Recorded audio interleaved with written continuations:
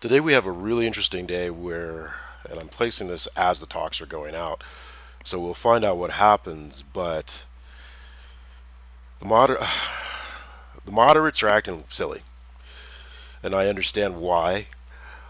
They want the infrastructure, secondary infrastructure bill to go through due to probably either their donors telling them to do so, which would deleverage both them and the Democratic Party to get, because they want the first infrastructure bill, which is they want that signed, which will then mean once that's signed, then there's no impetus to sign the larger $3.5 trillion infrastructure bill, and then more importantly, there's no impetus to actually get the For the People Act through. It would be foolhardy to do so. And what I don't think a lot of the Democrats do not realize is according to the research by Chuck Todd, there's only a 15% swing. Independents, such as myself, want to see things get done and that you're really, really working towards the betterment of the people. Even if we might not always agree, we want to make sure see things done, and you only have a 15% window, so it's a very small margin of persons because of the brainwashing. And I do mean that. I shouldn't say it. Probably, I don't. The way that I should say the way that the right now and some of the platforms are spreading great deals of disinformation to their voters. So, so you know, right now, what's being called for, Beto O'Rourke, probably very much with permission from the vice president, because the infrastructure is hers, as asking for people to put pressure on the president and Congress to get voting rights through. Here's the thing. Right now we have Biden has his win with the small infrastructure. My thinking is then the donors, went to the moderates, Democrats, because that's their always their ace in the holes to find the moderate Democrats, and then because there's no moderate Republicans, they seem to be all far right now. So they use the moderate Democrats to in lieu of the moderate Republicans, and so they're saying nope, we don't want this, which is silly. 3 point because as we said, the borrowing cost on 3.5 trillion at 1 or 2% means we can do big things now. We won't be able to do big things in 6 to 8 months. So it's silly. The moderate Democrats are playing not to win, not to lose, as opposed to doing what's necessary to win.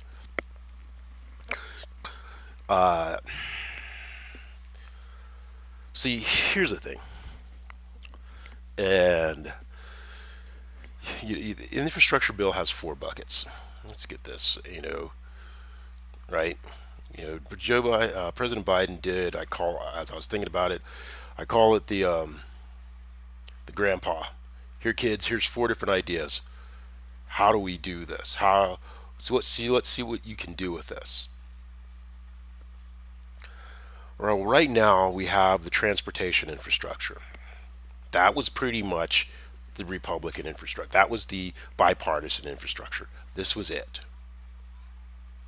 The human infrastructure, the R&D infrastructure, the taking care of our elders infrastructure, that's in the 3.5 trillion. That's what makes us competitive with a smaller population with China.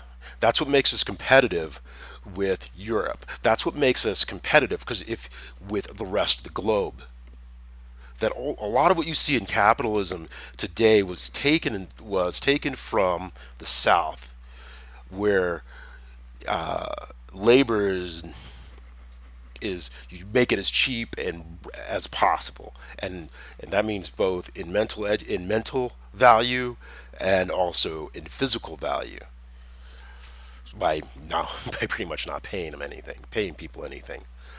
So If we do this, if we do not do these other three infrastructures, because if we do not have an educated workforce in the modern world with technology, the way it progresses, we we only way we can keep up is we have to invest in the human infrastructure.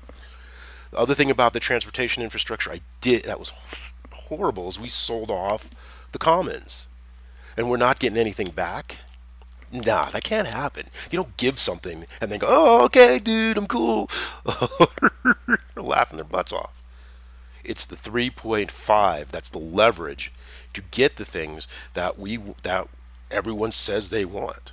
You have the far right who are well, actually, it's a very small percentage who are theocrats, and then you have the white nationalists. The theocrats and the white nationals are combining to pull. You hear the white nationalists keep talking about the Overton window, and they're trying to pull that Overton window farther and farther and farther right. And the Democrats are just sitting there going, well, each president is supposed to show that they can bring the country together. Biden has done that with the infrastructure bill.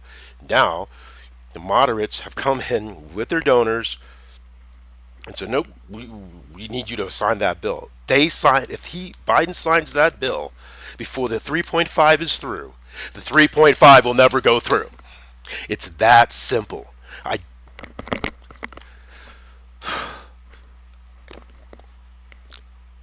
We're in a situation. Anyways, you can hear my frustration. The Democrats are so good at kicking their own butt. But the more important thing that's coming down the pike is all of a sudden, wow, as I said, is the Voting Rights Act, the For the People Act. Ted Cruz stood on the floor of the Senate, and he could not, and he didn't want to say for the people. So right now, Joe Manchin is doing, well, he's done two things. He's staked out that 3.5 is too high, and how we're going to pay for it. Good question. And then now you have the moderates in the House. 3.25. We need this signed so we can give up our leverage, like a bunch of morons. Shouldn't call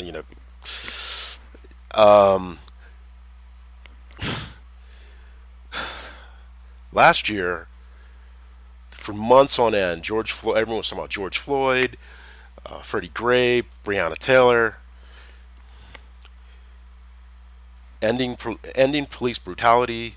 And I was looking. There's a thing where I was watching a documentary and then did research that the documentarist had placed online about LA County sheriff gangs.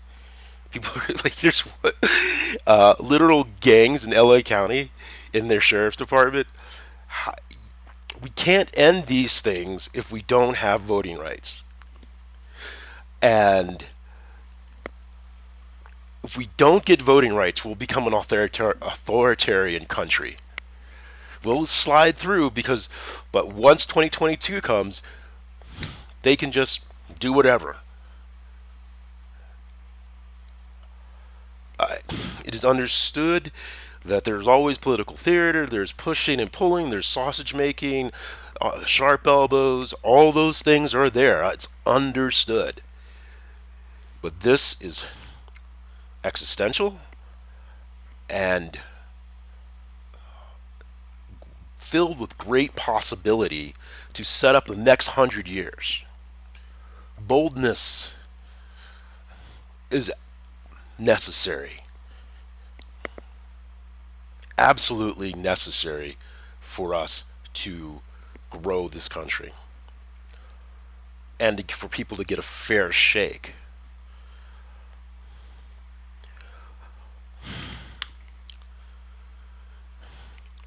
You know,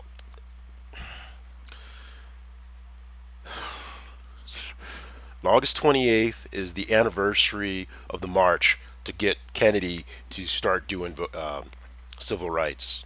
September 13th, the Senate starts with the For the People Act. And once again, bought out cinema, who apparently, I shouldn't say it so ruthlessly, Senator Sinema, who, from my perspective, only represents Scottsdale by rhythm of personality. What is I mean? Her movements, her actions, body language, way she moves, acts, talks, speaks is only upper middle class, which is Scottsdale. In If you know anything about Arizona, it's not Tucson, it's not the schools, it's the people she hangs out with are the money, and Scottsdale's where the money at. Scottsdale Mesa area is where the money is at, and you also have it up in Sedona, but that's even more. That's a completely different rhythm. Her rhythm more fits Scottsdale and maybe a bit of Sedona. So big money donors, that's who she speaks to. The rest of the state's kind of like, yeah, whatever. They're useful, and she's not and unwilling to change the filibuster.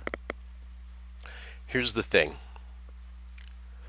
if she's unwilling to help the Democrats get this through and have at least a talking filibuster, stand on the floor like you did, like they used to, and what most Americans think a filibuster is, and it's not the showy ones because now they do the talking filibuster. It's for show. It's not the real filibuster. But if they do a true, real talking filibuster, change the rules, make them stand there and say, I am not for the people. I am not for the People Act. Make them stand on the floor and say those words over and over and over and over again for 12 hours, 48 hours, 3 days. Keep the quorum there. Force the Republicans. Force their hand. Because what you guys love to do is, well, it's just the black folks. I never usually say this, but always the rhythm I feel. You don't get it. It's not your life on the line. And most people, when you might say, well, that sounds a bit, a little too. It's not that bad. It's that bad. It's that bad. The look I'm seeing in people's eyes as he's getting hopped up. Yeah, it's coming down. It's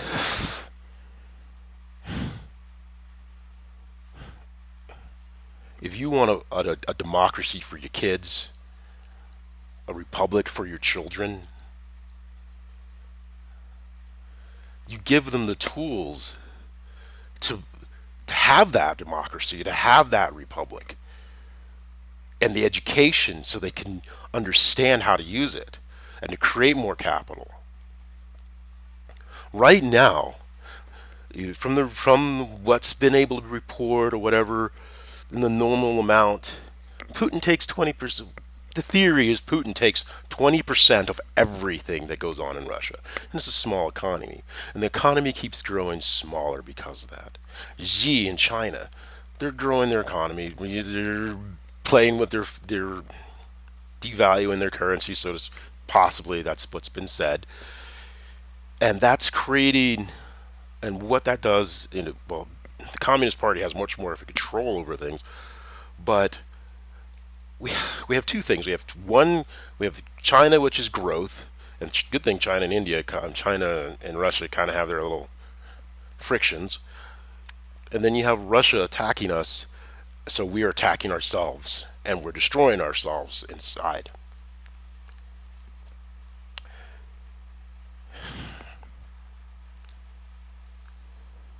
The reason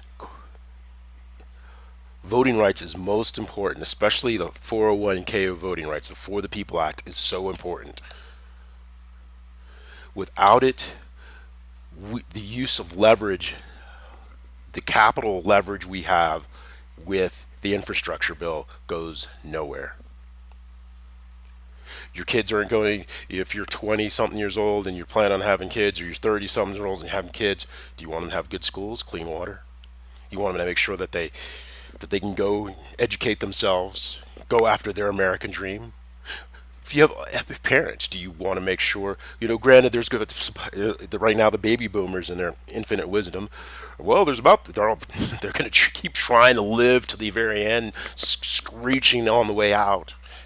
And then there's be a large transfer of capital wealth, but that large transfer is only going to go to a certain few, which then turns us into a third world country. And guess what happens when you have third world countries, when you don't have the ability, when there's no belief that you can go from 0 to 1,000, that you can reach that American dream. And if there's not a floor, all you have to do is, if you want to know, just hop in a plane and see what happens. And you get super duper blatant corruption. Then you just get power families, and all power families do is kill each other. And then you get the criminal organizations who buy off the power families, and then it's just this mess. And you're doing the same thing. Understandable. In America, we need to have those debates. We need to have the back and forth debates. And our dear Republican friends, because of the theocratic side of that party and the white nationalist side, which kind of combined, are are more worried about if it's Jewish, it's whatever they're doing in Israel, because Jared Kushner, a very conservative sect of Judaism. If it's evangelicals, Jesus is coming, so screw you guys. The white nationals, which are the most dangerous, because the combination what he's doing with the Christian theocrats and the white nationals is creating this block, as you see what's going on in Hungary. Orban, he even when Tucker Carlson a couple weeks ago was having that conversation with Orban, he was dog whistling and dog whistling and dog whistling. I should probably go back and show that video and go through it sentence by sentence. Especially there was one point where he was just he ripped off 3 or 4 about dog whistles right in a row, all to the theocratic authoritarians of the world. And so that's kind of makes what I'm thinking about with the Taliban. The way that deal set it up, it created another authoritarian position, because that's all we knew from the previous president's actions. He only spoke to authoritarians. So while and we know that from the reporting and from the persons who were in the in that government, in the last government with 45, they purposely were being destructive and bigoted. So we have a lot on our plate right now. I have It's been very exhausting, but if if the modern Dems fight to win as opposed to fighting to not lose, quit fighting to not lose and start fighting to win. And the way you fight to win is when every wrestler that I've ever coached, and it's a saying that any wrestler ever knows, you leave it all on the mat. That you've done everything. If all you're about is power, then you will never have power, because the power that you need comes from within. If you don't have it from within, then you will always never have it, and you'll be grasping. The stakes are too high. There are some who are wondering where I disappeared to for the last couple of weeks. I took a month off in July because I figured I wasn't going to be dead anyways.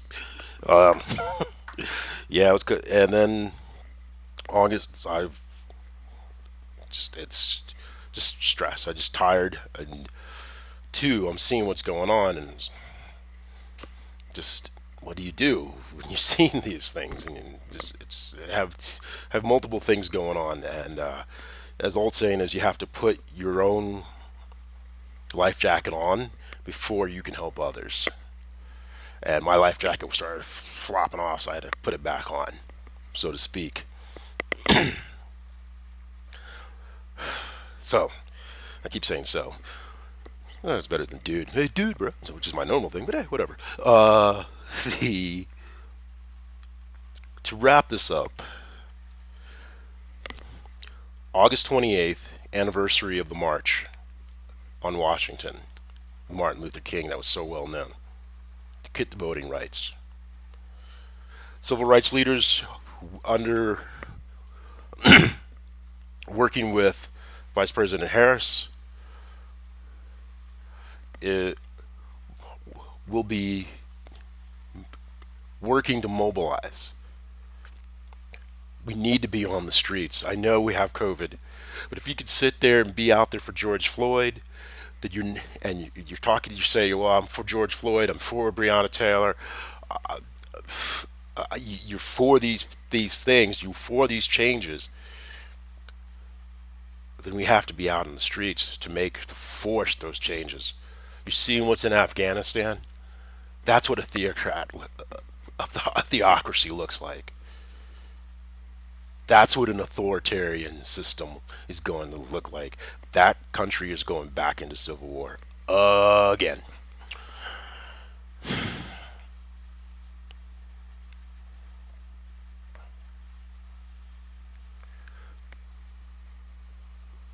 Then on the September 13th, 2 days after September 11th, Senate is up for the People's Act. And we need a talking filibuster. The filibuster that's in right now is not the filibuster that Americans think of when they think of the filibuster. The filibuster is now is just it's a lazy person's filibuster. It's a BS filibuster. It's a filibuster designed just to stop things and clog things up. Because remember, the main strategy of the modern Republican Party is completely no government, pure libertarianism, which is pure chaos. We've seen it, we've tried it, we looked at history. Our greatest points in growth was we had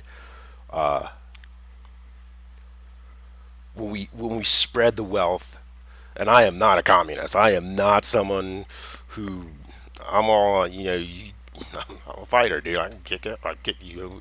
You win, you keep. You keep what you keep. You keep what you win, or keep what you kill. As you're using that movie, using the Vin Diesel movie. You, we can't get any of the things that we want without voting rights. And if we, and if the Democrats once again kick their own butt and give the Republicans the transportation infrastructure, the other 3.5 will never happen. It'll be kicked down the road. And then also, because if the Voting Rights Act doesn't go in, then the gerrymandering. So we'll lose seats. The voting rights, if the Democratic Party wants to survive, they need to grow a pair. I grow a pair. There's a difference. We did that. We did reach across the aisle. The president has shown that we are still one country. Now we get back to our partisan bickering, and then the next cycle, president reaches across the aisle. We show that we're a country, and then we go back to partisan bickering. We always start with we are still one country. That's the difference between what happened with Trump and what Biden is doing, and what every president must usually do.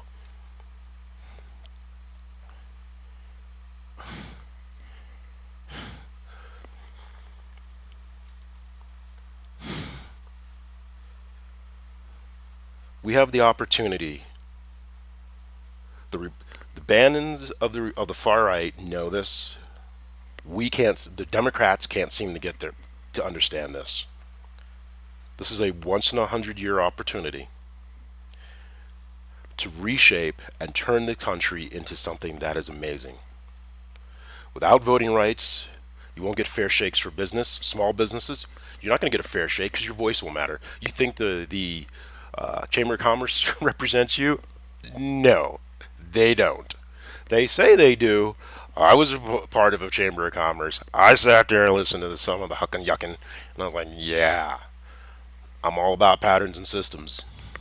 They're not about you guys. They're not about the small businessman. But you still need that they're good for the networking, but as far as they'll try to tell you it's for you, but it's not for you. What they're lobbying is for. It's for the big companies. But you don't have voting rights, you're not going to get that. Climate change. If you don't have voting rights, we can't create climate force. Create Mother Nature creating her own climate change as opposed to humanity. Student loan forgiveness. Without voting rights, you can't get student loan forgiveness, right? So these are offsets. Yeah, another thing that Biden has laid down is that 15% minimum tax. And then, of course, then you have your upper, then you have your, so it's 15 to 27%, and then the accountants, depending on the size of the business, whittle it down to 15%. Because, but, and those systems using the accountants are designed so that the company actually puts capital back into the company if they want that tax relief. But that 15%, well, everyone's, how are we going to pay for it? There it is. But you can't did it without the voting rights. Because if you think a CEO of a multi-billion dollar company, or even a multi-hundred million dollar company, they have to, even if they want to, as maybe they're not pure psychopaths, but they truly are. Most of them aren't, but they're Americans. They feel they're patriots, but by custom and by, I'm not sure if it's by law, they have to say shareholder value, and most don't want to do the back hoops to show why this is good for their shareholders, because it's not going to seem that, well, taxes aren't good. Oh, actually, yeah, because they are good if they're not too much. And 15%, since corporations are people, is the average 15% that almost every person, your miner, your carpenter, your welder, that's the minimum that they're gonna pay. So since they're a person, they should be paying the minimum of everybody else. We can't get any of that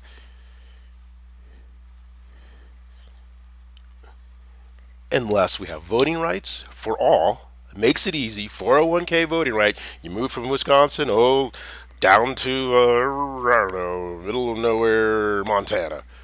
You know the basis. Now there's going to be some changes when you get to Montana or whatever, but the basics are going to be the same. Where I'm at right now in CO in Colorado, my my thing comes in the mail. I get it. I sit down. I do my research, put it together, and I walk it in, and I do, and I put it in the box, and it's done. And then I look up, look online, and you see if your vote was counted. Dude, how awesome is that? Back in the day, you had your voter registration card. So this whole voter ID thing is kind of hilarious to me. You had your registration card, which was just a piece of paper, which was a cardboard, and usually folded out. It was red, white, and blue. Everyone, and then you had to take your voter ID, your voter registration card, when you went to vote. So if they're sending it to you, they already know who you are. All this other crud that they're putting in is designed to block your vote. And it's not just Democrats' votes, it's Republicans' votes. If you're a moderate Republican who's not a theocrat, but who's just a business person, or the old school Republicans, the reason the Republican Party got so rich in the first place because of the Civil War. If you're just a regular Republican, they're stealing your vote too. They're stealing your voice too. So maybe you're a Republican who is who's moderate socially, but the non-moderate socially Republicans are pushing things and like, dude, that's not cool. But your vote doesn't matter because the way these voting rights things are set up is like, well, this person, they might be a Republican, but they didn't actually vote for that person. We're gonna have to get rid of that vote. That's what's being set up. This is the toxicity of a person who's never had to face disappointment, fall down, get back up, fall down, get back up. And when you say, well, I've done that, no, he's never done that. He's never truly ever had to lift himself up by his bootstraps, billionaire or not. All he knows to do is dump his negativity. And if you don't think African American, if you're a black person, you're a Hispanic person, you're a European American who works on whose next door neighbors all hooked up on meth because they don't feel that they have anything they could do. He's not for you. The only person, he gets everyone all hopped up, and then you use the conspiracy theories and everything, keep everyone in this hype, anger, rage cycle, hype, anger, rage cycle, and then and it's funny because the Republicans are starting to find out you don't run that beast you're letting loose. It's about to run you over. I you Fox News is not a news channel. It is a propaganda channel. It was started as a propaganda channel. There is a news desk made with really, truly more right-leaning journalists, but 4 hours minimum is of propaganda in the evenings, and then the way they structure like the videos, they're all designed to keep the viewer angry and off balance, and everything is, it's pure like, oh, they say this, well, we got to say that, we got to say the opposite. Everything's opposite day. So you can't have a conversation with somebody who's living in la la land. We're being driven into the ground by a very small, by, well, I say very small, but yeah, by a bunch of bigots and theocrats.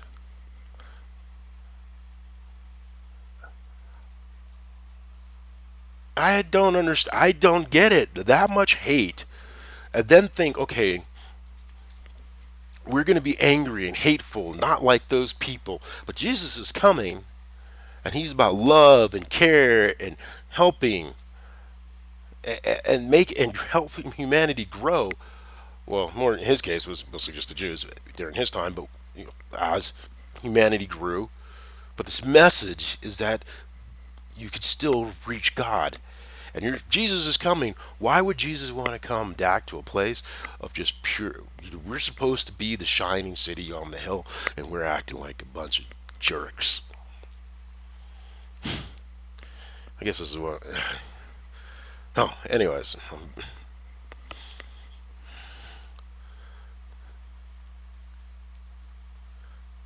So once again, August 28th, we need to be back in the streets for the rest of the summer. I know COVID sucks. Get your vaccine. It might be a reason to get get black folks to get vaccinated, because we need to be on the streets. We need to push pressure. We need to pressure the president. We need to pressure these senators. At least, at minimum, do a talking filibuster. And Senator Manchin is adding on or removing.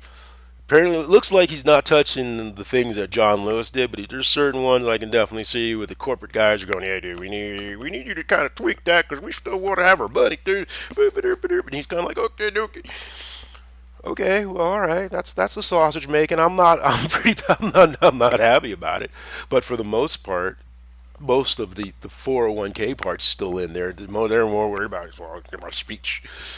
Theirs was so. But the name must stay for the People Act. The way Ted Cruz couldn't say it, oh yeah, oh yeah, oh, put them on the floor and say, I am not for the People Act, and make the whole Republican caucus say it day after day after day after day.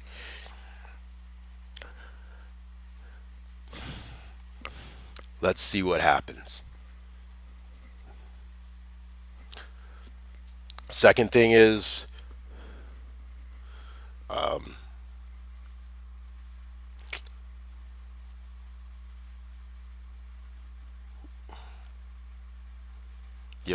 we don't get this through, we won't be able to get a fair shake for businesses. Won't be able to get fair shake. We won't be able to do reverse climate change because we won't be able to do the infrastructure. Student loan forgiveness. Tomorrow, write that down.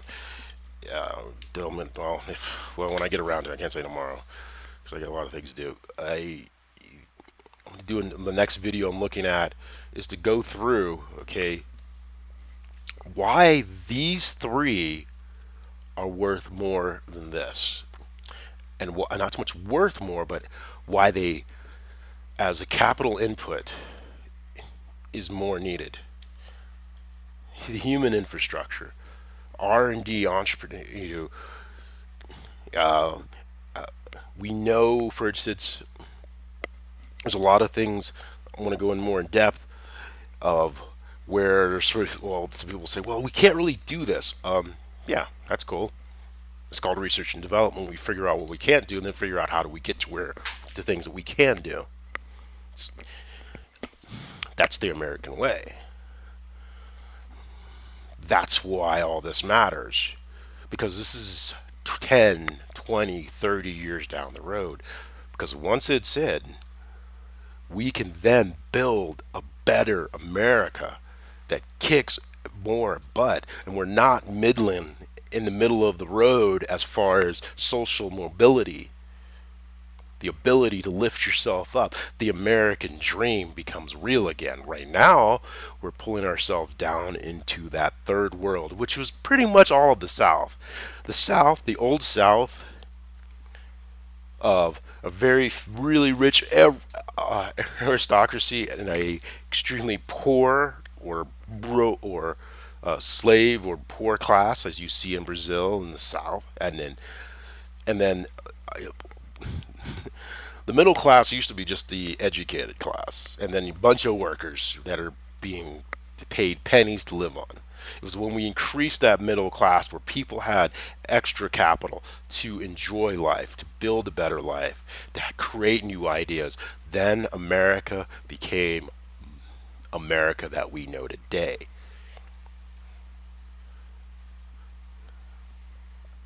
We have to stop these bigots because they always do one thing. They're just hate. It's all right if you don't like those people, that's cool. You're entitled to that as an American. It is your unalienable right. Unalienable right. What bigots do, though, is say, well, I don't like that person, and I will physically force you not talk to them and learn that they're human beings. And so they're basically saying, I'm going to take away your right to make a decision about your life because that person, because the bigot doesn't have enough guts to deal with their own self-hatred. So please, I'm not going to say please. Nah, I'm not begging. We pay your salaries. We vote you in. We expect you to get stuff done. And even the Republicans, they've they've let something out of the bag they didn't realize. I've been waiting and watching it. I grew up in the South. My skin's brown. People talk to me like stupid. Like, oh, great. Oh, you're not supposed to go do that. You think I don't know what the fuck what you talking about? Yeah. Saw this coming a mile away. Saw this coming a mile away. And then we have, one of the things that I wonder about is in the transportation situation, in the infrastructure situation. Mitch McConnell's all good for that type of transportation because his wife is part of a Chinese shipping family. And then she was Secretary of Transportation in Trump's. Somebody needs to find out what happened. Is she a spy? Like, and I don't know. And that's not against any Asian American because you look that the Marvel movie, Ten Rings, is coming out. And China's not. Well, we don't want that because they're not a real Chinese. Whatever, they can go blank themselves. But you, the Chinese had Murdoch. Uh, Wife was a spy. Is Mitch McConnell's wife the same way? Because culturally, they're not. At least the Han Chinese on the mainland believe, well, if you're, doesn't matter if you left, they'll use their family to make you do what they need you to do. But most Chinese Americans who were born here, yeah, they're like, yeah, whatever, dude, we're American. Here's a middle finger for you. But and I know I'm going to get pushed back. How dare you say blah blah blah? Did you answer my question? What did we get out of her ties to this Chinese shipping magnet? I mean, as a because she's a Chinese shipping magnet. What do we get out of those ties? What is she using? Knowing now, understanding how our transportation system works, how is she using that to benefit us, or is she just using it to benefit her? These are questions that have to be asked. Just like when Betsy DeVos purposely was using vouchers to get the average person to pay for basically religious schools. That's what the voucher systems were. That's how she was setting it up. Setting it up.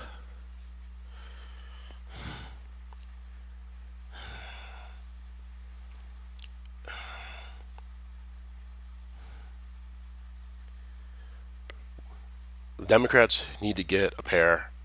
August 28th, September 13th. These are the dates on your calendar. It's 4 days from now for August 28th.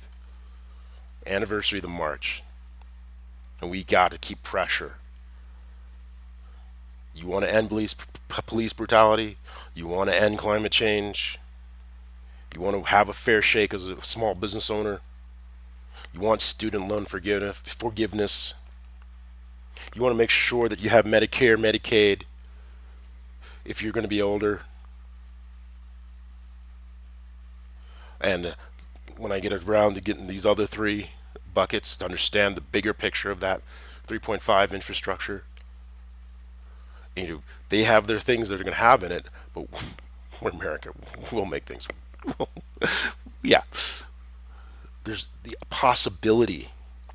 Remember, Biden's just doing the grandpa at Christmas. Here, kids, let's see what you can do with it. Here's our 4 buckets. Let's see what we can do with it. And these are big buckets. 100-year buckets. Nuggets. Gold nuggets. And well, I'm not sure if I want that gold nugget. Might make me more gold nuggets. Can't have more gold nuggets. Oh, you want the gold nuggets, but you just don't want. You just want all of the gold nuggets and give me a couple of little slivers, right? No, no, no, no, no, no, no, no, no, no, no, no, no. Those days are done. So we do big things, so we can do great things.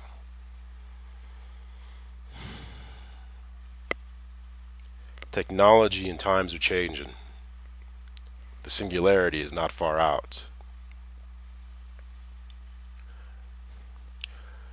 But I'll leave you with this. Whoever wins the quantum computer race will control the next century.